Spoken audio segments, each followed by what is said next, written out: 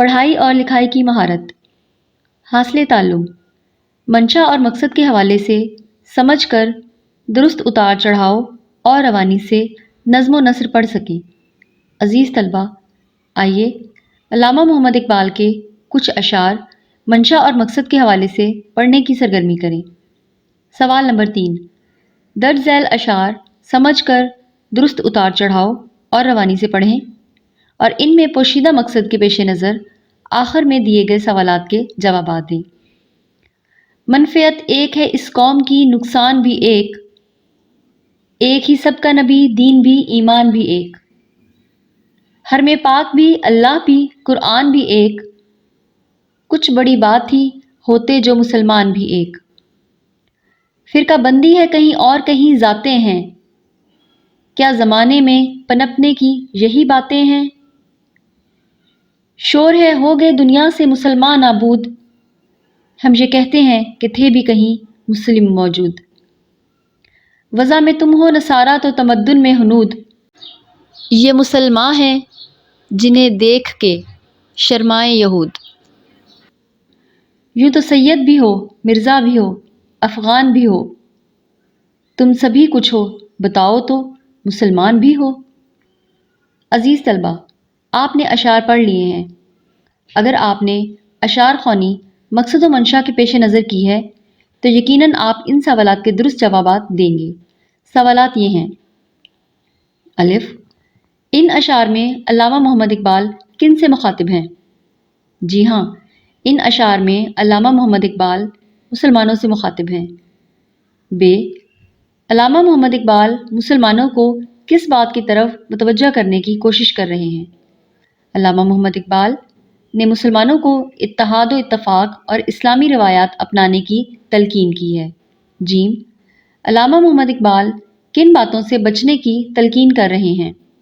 علامہ محمد اقبال ذات پات اور فرقہ بندی سے بچنے کی تلقین کر رہے ہیں۔ اس کے علاوہ وہ دوسری اقوام کی رسومات اختیار کرنے سے منع کر رہے ہیں۔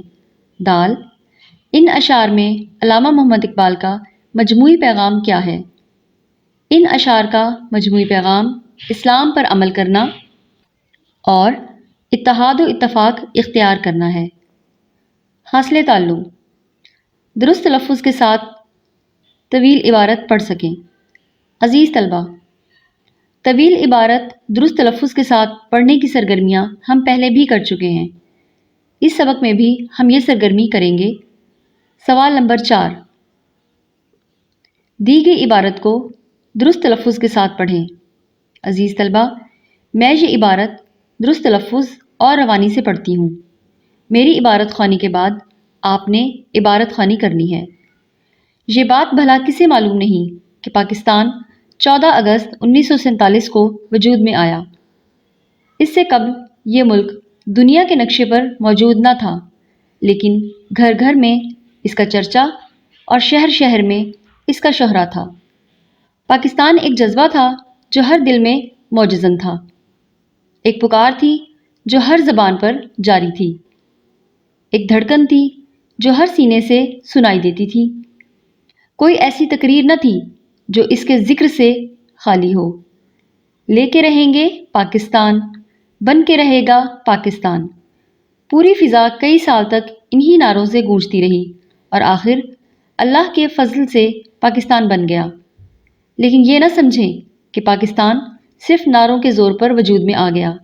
ہمیں در حقیقت پاکستان کے قیام کے لیے بڑی طویل جدوجہد کرنا پڑی۔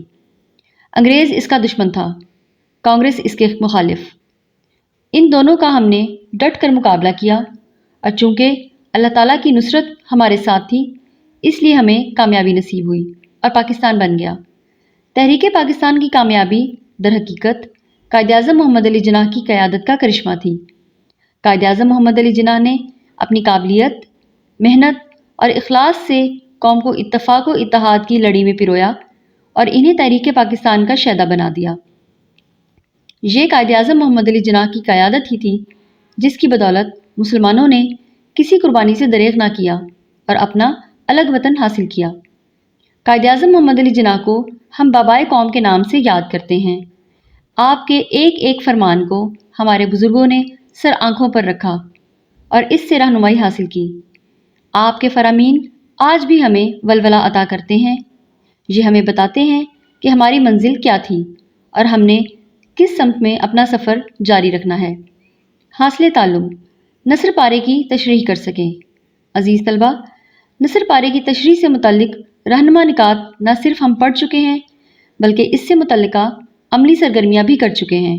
آئیے آج کے اس سبق میں بھی اقتباس کی تشریح کی سرگرمی کریں۔ سوال نمبر 5، درج ذیل اقتباس کی تشریح کیجیے۔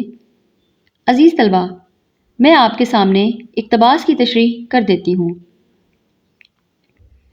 قائد اعظم محمد علی جناح نے علامہ محمد اقبال سے گزارش کی کہ وہ پنجاب مسلم لیگ کی صدارت سنبھالیں۔ ان دنوں علامہ محمد اقبال کی صحت ٹھیک نہ تھی، لیکن انہوں نے اس کے باوجود قائد اعظم کی یہ درخواست قبول کر لی۔ علامہ محمد اقبال کا مسلمانوں میں بہت زیادہ احترام پایا جاتا تھا اور ان کے صدارت کے عہدے پر فائز ہونے کی وجہ سے مسلم لیگ مسلمانوں میں مقبول ہو گئی۔ علامہ محمد اقبال نے انتہائی جوش و خروش سے مسلم لیگ کے لیے کام کیے۔ 1938 میں علامہ محمد اقبال کی وفات ہوئی تو قائد اعظم محمد علی جناح نے مسلم لیگ کے لیے ان کی خدمات پر ان کی بہت تعریف کی۔ انہوں نے علامہ محمد اقبال کو اپنا رہنما اور دوست قرار دیا اور فرمایا کہ وہ مشکل وقت میں مسلم لیگ کے ساتھ کھڑے رہے۔ مسلم لیگ کے لیے ان کی حمایت میں ایک لمحے کے لیے بھی کمی نہ آئی۔ حاصل تعلم کم از کم 250 الفاظ پر مشتمل مضمون لکھ سکیں۔ عزیز طلبہ، مضمون لکھنے کے حوالے سے ہم رہنما نکات پڑھ چکے ہیں اور مضمون لکھنے کے حوالے سے سرگرمیاں بھی کر چکے ہیں۔ آئیے اس سبق میں بھی ہم مضمون لکھنے کی سرگرمی کریں۔ سوال نمبر 6، علامہ محمد اقبال کے موضوع پر مضمون لکھیں جو کم از کم 250 الفاظ پر مشتمل ہو۔ حاصل تعلم سبق پڑھ کر اس کا خلاصہ لکھ سکیں۔ عزیز طلبہ، تلخیص نگاری سے متعلق ہم پہلے ہی پڑھ چکے ہیں۔ اس سبق میں بھی ہم تلخیص نگاری سے متعلق سرگرمی کریں گے، اس لیے ضروری ہے کہ آپ تلخیص نگاری سے متعلق رہنما نکات کا اعادہ کر لیں، بعد ازاں یہ سرگرمی کریں۔ سوال نمبر 7، سبق علامہ محمد اقبال اور تحریک پاکستان کا خلاصہ اپنی کاپیوں میں لکھیں۔